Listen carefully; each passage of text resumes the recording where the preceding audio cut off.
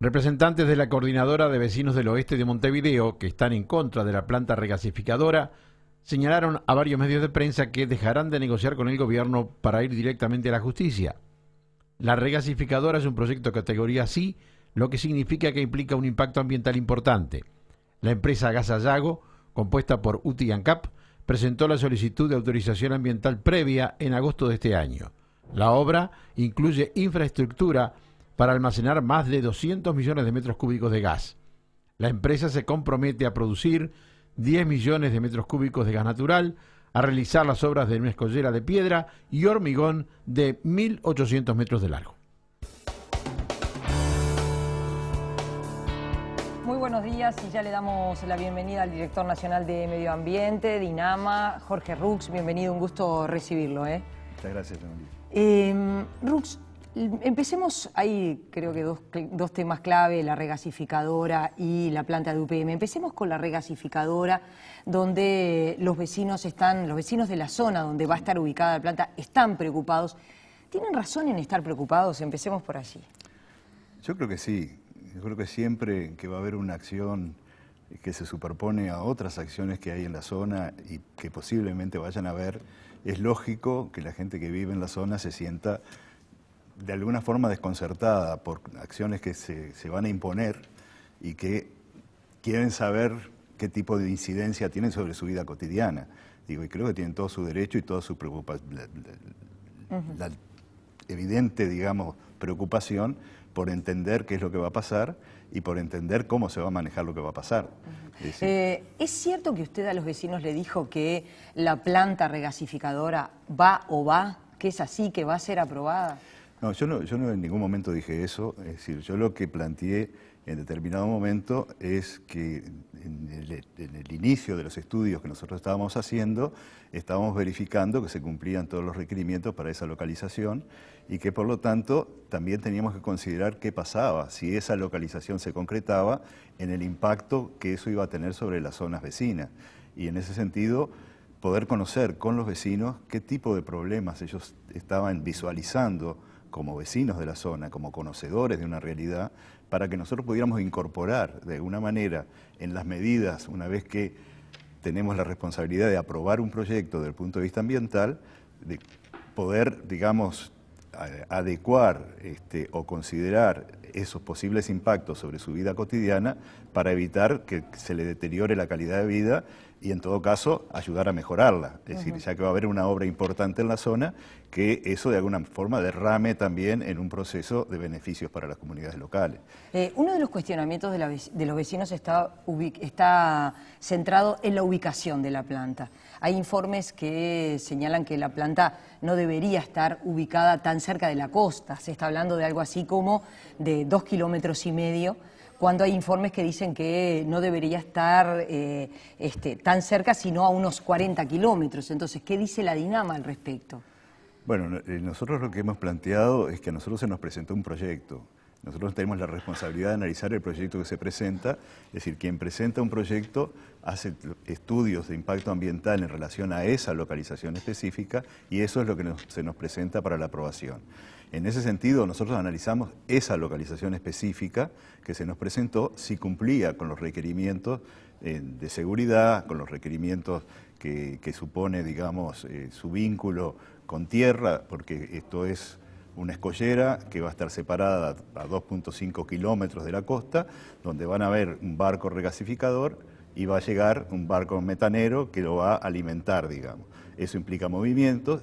Ellos estaban preocupados por cómo los movimientos de esos barcos se van a acercar a la costa de acuerdo a lo que es el canal de acceso y de maniobra en donde va a funcionar esa regasificadora. Y ustedes no pueden hacer recomendaciones, es decir, usted dice, bueno, a nosotros nos plantean la planta en esta ubicación, pero dentro de las recomendaciones también se puede señalar que convendría que la planta estuviera en otra ubicación. Bueno, en las conversaciones y en las interrelaciones que hemos tenido, evidentemente que ha aparecido el tema de que habían otras localizaciones identificadas inicialmente o estudiadas inicialmente y que fueron desechadas por condiciones que, bueno, en la audiencia pública la misma empresa explicó en el sentido de que en las condiciones, digamos, que debe operar barcos metaneros y las regasificadoras, requieren protección y requiere la construcción de escolleras que de alguna manera le den amparo, digamos, a esos barcos. Quiere decir que no se puede hacer de alguna manera como en el medio del mar. No se puede hacer en mar abierto, exactamente. O sea, no hay metaneros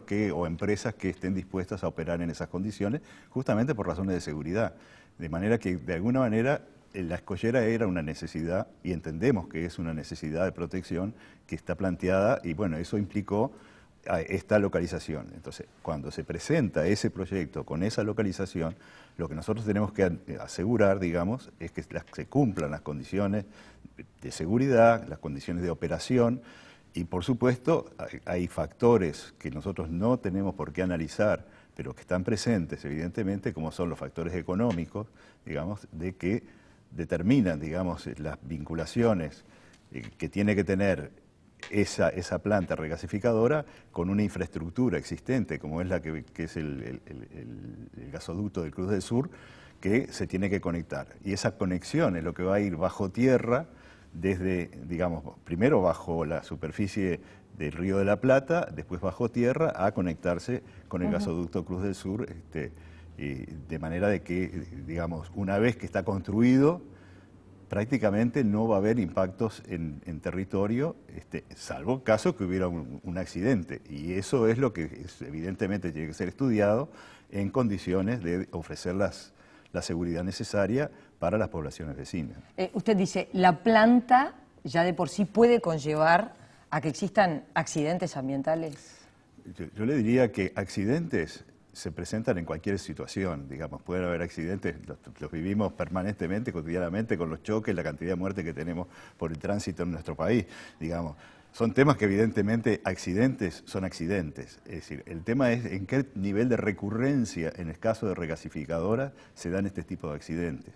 Y no se han dado accidentes, digamos, donde se planteen situaciones de grandes explosiones o de situaciones de grandes incendios y derrames de gasificadores. Han habido accidentes, ahí se plantearon, se estudiaron antecedentes de accidentes, pero en ningún caso son accidentes que hayan cobrado vidas humanas en forma importante, digamos, es decir, han sido cosas de menor cuantía, porque justamente es un sector de desarrollo en lo que es el transporte del gas, que tiene medidas de seguridad en la construcción misma de los barcos metaneros, que de alguna forma se busca el cubrir, digamos, estos factores de riesgo que podemos tener. ¿Es un hecho que la Dinama tiene previsto antes del 31 de octubre aprobar este proyecto? Se lo pregunto porque se señala que han existido presiones por parte del gobierno para que se cumpla con ese plazo. El plazo es al 31 de octubre. Bueno, lo que creo que se ha dicho, porque salió en titulares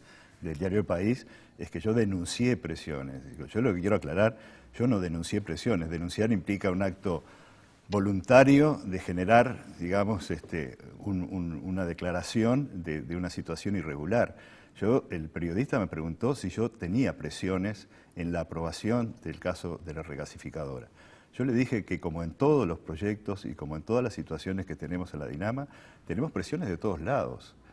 Tenemos presiones, para mí es una presión, una manifestación de vecinos de la zona que tienen sanas preocupaciones de lo que van a recibir y que yo tengo que tratar de entender para incorporar con mis técnicos en los trabajos de evaluación. Y eso es una presión, porque es una responsabilidad.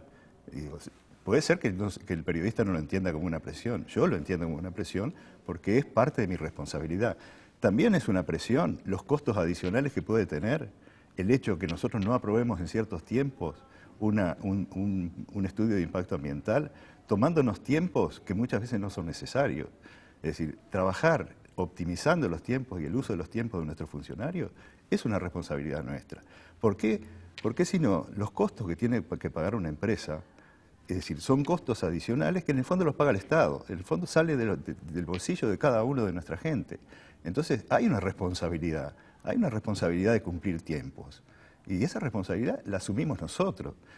Y yo lo que dije, y lo dije claramente, es que cuando nosotros nos plantearon el proyecto de la regasificadora y nos plantearon los tiempos que ellos tenían para la aprobación, nosotros le dijimos, esos tiempos desde el punto de vista de las evaluaciones ambientales no nos dan. Nosotros necesitamos tiempos mayores porque necesitamos hacer estudios técnicos, tener información, ir a información internacional, conocer lo que pasa en el medio, recibir, discutir, trabajar con vecinos, tener toda una información que los tiempos que nos ofrecían no nos daban. Y sanamente nosotros preparamos nuestro cronograma y asumimos nuestro compromiso definiendo los tiempos que nosotros necesitábamos. ¿Y cuál es ese cronograma? Y ese cronograma justamente terminaba a fin de octubre, y eso se lo transmitimos a la empresa, y la empresa se lo transmitió en las negociaciones que hizo con Gas de France. De manera que estos son los tiempos que pusimos nosotros mismos para hacer una evaluación ambiental seria. Usted dice que el 31 de octubre es el tiempo que puso la Dinama y no el pedido del gobierno. Fue un tiempo que pusimos nosotros en un diálogo con la empresa, no con la empresa, digamos, sino con UTE y ANCAP, con quienes trabajamos en estos temas, y donde le dijimos necesitamos estos tiempos para hacer la evaluación ambiental. Y ellos lo negociaron con Gas de France. Entonces estamos trabajando con los tiempos que pusimos nosotros, con las necesidades que pusimos nosotros. Ahora, nosotros no dijimos al final de este tiempo vamos a aprobar o no vamos a aprobar. Lo que nosotros nos comprometimos es a terminar un proceso de evaluación en ciertos tiempos, porque eso es parte de una responsabilidad institucional. Y eso yo lo quiero dejar muy claro. Sí, nosotros tenemos que cumplir los tiempos, porque los tiempos tienen costo y tienen costos sociales. Y esos costos hay que ser responsables de cumplirlos. Y entonces no se puede decir livianamente que yo estoy presionado por el gobierno. Yo estoy presionado por la responsabilidad institucional que se nos pone. Y nos lo pone la sociedad, no nos lo pone el gobierno. Usted dice, ¿el presidente Mujica lo llamó por teléfono a usted? El presidente Mujica nunca me llamó por teléfono. Y si me hubiera llamado por teléfono, bienvenida la llamada por teléfono para marcarme la necesidad de cumplir ciertos plazos. Como bienvenida a las manifestaciones de la población que pudimos recibir y pudimos hablar con ellos. Ellos nos han dicho que querían haber hablado más y trabajado más con nosotros. Es cierto, necesitamos siempre más tiempo, siempre necesitamos hacer las cosas mejor y más perfectamente. Pero lo perfecto, digamos, no es lo posible. Y usted dice, y el ministro Beltrán, el ministro de su cartera, el ministro de Industria, el presidente de UTE, el presidente de ANCAP, ¿se comunicaron con usted para hablar de los plazos? Por supuesto, con mi ministro permanentemente trabajamos porque somos un equipo. Y digo, yo sinceramente me siento trabajando en un equipo, trabajando con mi ministro, trabajando con el personal de la Dinama, porque creo que eso es lo que nosotros tenemos que constituir, digamos, tener la capacidad de incorporar el trabajo técnico, la dimensión técnica de las responsabilidades que tenemos con las decisiones políticas. Y eso lo hacemos dentro de un equipo y creo que hemos trabajado muy bien en el perfecto entendimiento. Es decir, en estas cosas evidentemente es necesario tener una visión institucional de lo que se tiene que hacer y cumplir con los plazos para ser confiables y ser confiables con el resto de las partes del Estado y del Gobierno y ser confiables con la propia sociedad. ¿Usted admite que se presta a suspicacia el hecho de que la Dinama ahora apruebe efectivamente la obra de la regasificadora a la fecha 31 de octubre? No hay ninguna suspicacia, porque como le dije, los plazos fueron plazos que nosotros definimos y que nosotros nos sentimos confortables trabajando con esos plazos. Es decir, siempre es necesario más profundización, siempre es necesario mayor conocimiento, pero tenemos el conocimiento suficiente como para poder estar tranquilos que lo que estamos aprobando es una cosa adecuada a lo que se presentó y a las condiciones, digamos, de requerimiento de desarrollo que el país tiene. El pedido formal el pedido formal de la empresa, ¿cuándo les llegó a ustedes? ¿En agosto, efectivamente? El pedido formal llegó en junio y... Es decir, la empresa inició el envío de información previa para que nosotros pudiéramos ir estudiando situaciones, digamos, de contexto, y después presentó en el mes de junio el proyecto definitivo. Ese fue el cronograma. A partir de eso han habido una serie de intercambios de pedidos de información que nosotros hemos hecho a la empresa, que nos ha mantenido en un diálogo, luego se puso de manifiesto, se hizo el manifiesto público. ¿Y no es demasiado poco tiempo para una obra de tal envergadura, 3, 4 meses?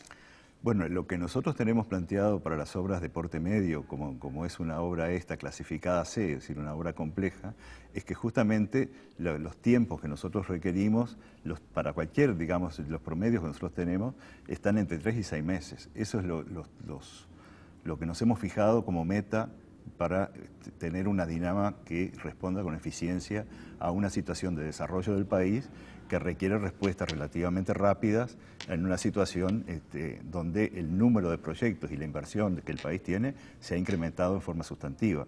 Pero eso ha sido acompañada también con un incremento de personal importante hacia la Dinama y un fortalecimiento de las capacidades de la Dinama en número de gente, que hemos pasado de lo que era una unidad de evaluación de impacto ambiental de 7 personas a una unidad hoy de 22 personas.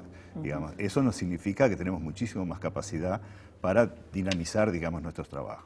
Quiere decir entonces que efectivamente ustedes consideran que la obra es viable y así lo van a saber. ¿Cuándo lo van a comunicar, si se puede decir así, formalmente? Bueno, no hemos terminado. Es decir, después de la audiencia nosotros hemos pedido mayor información a la empresa. O sea, todavía estamos en un diálogo de trabajo, porque hay aspectos que entendemos que se escucharon en la audiencia y que tenemos que tener claramente una respuesta. Y en ese sentido, evidentemente, necesitamos tiempo. Nosotros confiamos en poder cumplir con nuestro cronograma, eso es lo que decimos. O sea, confiamos que si la empresa responde a tiempo para las dudas que nosotros le hemos planteado, nos presenta una información confiable, adecuada, digamos, nosotros podremos terminar dentro del plazo que estableció nuestro cronograma. ¿Y qué es lo que falta? ¿Qué es lo que la empresa les tiene que entregar que ustedes están esperando? Bueno, nosotros hay cosas que queremos estar mucho más tranquilos, digamos, de que la información presentada es correcta. Por ejemplo, lo que nosotros estamos planteando es la necesidad de tener una localización de la escollera georreferenciada en relación a la costa, con las distancias bien identificadas en relación a lo que son los canales de acceso, los canales de maniobra, para tener clara exactamente las distancias que hay en la costa. Eso se le pidió a la empresa que nos presente esa información y alguna información adicional, digamos, vinculada justamente a estos temas que fueron tratados en la audiencia pública. Hoy trascendió a través de los distintos medios de comunicación que hay una situación de conflicto con el personal de la Dinama, producto de una reestructura que usted impulsa. Uno se pregunta cuánto afecta todo este trabajo, que es bastante intenso, de la Dinama, si los funcionarios de la repartición están en conflicto.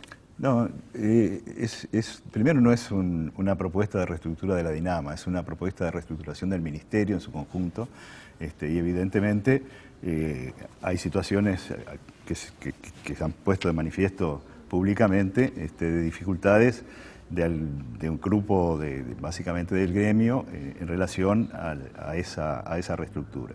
Pero eso no afecta al trabajo cotidiano. Es decir, creo que el personal de la Dinama es suficientemente responsable como para distinguir lo que son reivindicaciones de tipo gremial de lo que es el trabajo técnico que tienen que hacer. ¿Quiere decir que no se ve afectado? No, no se ve afectado, yo creo que de ninguna manera. Rux, gracias por haber venido esta mañana, es un gusto recibirlo. María, muchísimas gracias a ti. Nosotros los invitamos a seguir con más Info TNU.